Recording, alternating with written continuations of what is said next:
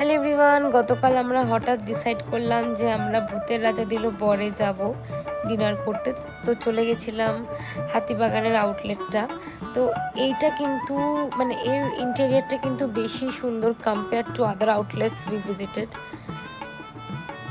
তো গিয়ে ফার্স্টে ও অর্ডার করেছিল, আমি কিছু অত মানে ড্রিঙ্ক পছন্দ করি না, তো ও অর্ডার করেছিল ওর জন্য গন্ধরাজ ঘোল, যেটা ওই খেয়েছে।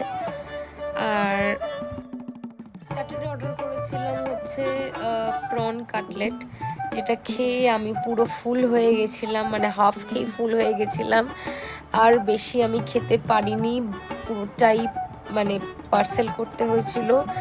হাজব্যান্ড লুচি নিয়েছিল, ও রাইসটা যেহেতু খাইনি ওই জন্য আরও বেশি মানে বেঁচে গেছিলো। প্রায় 85% আমরা পার্সেল করে নিয়ে বাড়ি চলে এলাম। চলো tata, bye bye, see in the next blog.